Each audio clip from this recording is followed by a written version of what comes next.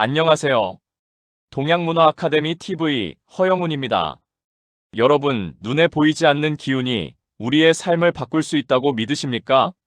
이번 영상에서는 요즘 세인들의 큰 관심을 끌고 있는 양자역학과 풍수지리에서 말하는 생기, 그리고 동기가뭉이 도대체 어떤 연관성을 맺고 있는지 살펴보도록 하겠습니다.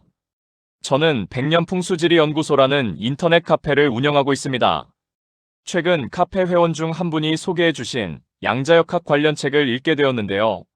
읽으면서 풍수지리와 양자역학 사이에 아주 밀접한 연관성이 있음을 깨닫고 깜짝 놀랐습니다. 예를 들어 저희 연구소에서 주장하는 논리 중에는 사신사 위주로 땅을 살피는 거시적 관법과 혈 위주로 살피는 미시적 관법이 있습니다. 이 중에서 미시적 관법은 물질의 가장 작은 단위를 파고드는 양자역학의 본질과 정확히 맞닿아 있습니다.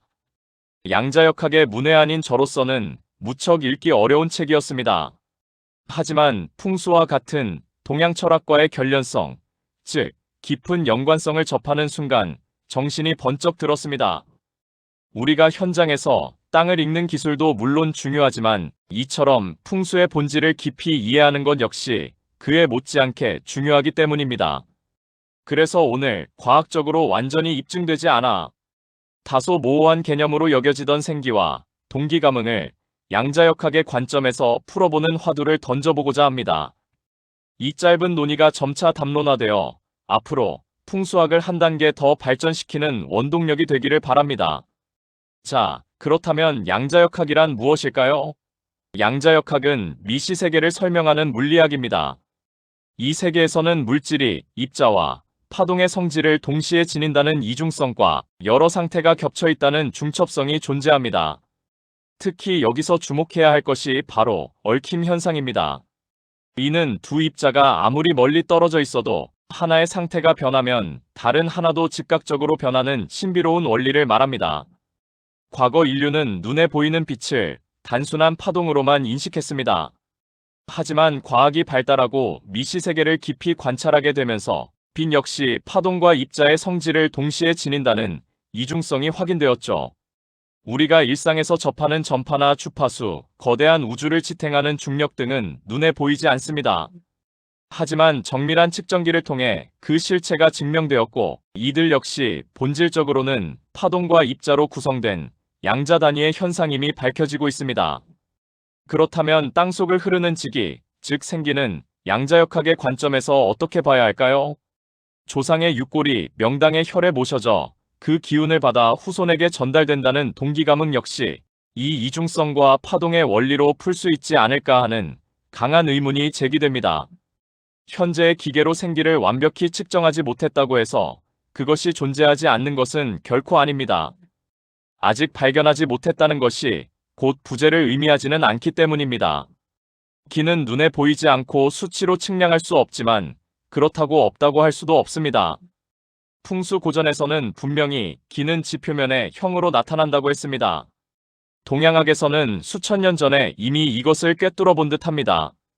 음양오행이 동양학과 풍수학의 사상적 근원이 되었고 그 음양오행의 기가 땅속을 유행하며 만물을 생성시키고 혈을 만들어준다는 이치 말입니다. 과거에는 전혀 생각지도 못했던 현상들이 현실 과학으로 증명되었듯 시간이 지나면 생기와 동기가뭉도 결국 파동과 에너지 입자로 구성되었다는 사실이 증명될 날이 오리라 생각합니다. 이 양자역학의 원리에 단서를 두고 동기가뭉의 이치를 해석해 볼까요? 명당의 기운은 고유한 주파수가 깊이 공명하는 후손에게 가장 강력하게 영향을 미친다고 유추할 수 있습니다.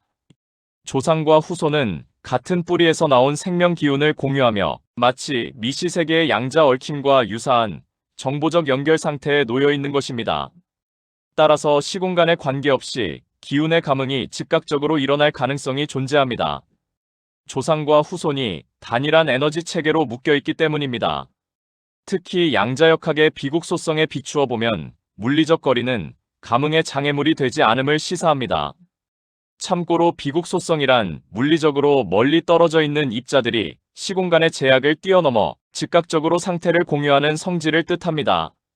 한마디로 두 존재 사이의 거리가 아무런 의미를 갖지 않는 현상이죠. 다시 말해 명당의 영향은 지구 반대편에 있는 후손에게도 동시에 발현될 수 있다는 뜻입니다. 또한 동일한 조상이라도 후손마다 타고난 고유의 파동과 에너지가 다릅니다. 그렇기 때문에 명당의 기운과 상호작용하여 나타나는 발복의 결과가 다를 수밖에 없다는 이치 역시 양자역학의 원리로 설명이 가능해집니다. 비록 유추이긴 하나 동기감흥에 대한 오랜 의문점들이 하나둘 풀리는 듯합니다.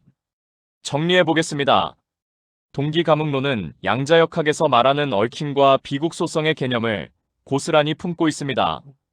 비록 생기가 당장 눈에 보이지 않고 수치로 측량할 수 없어 현재의 과학으로는 증명이 어렵지만 앞으로 빛이나 전파처럼 파동과 에너지, 알갱이로 형성된 양자 단위의 현상으로 밝혀질 날이 올 것이라 기대해봅니다.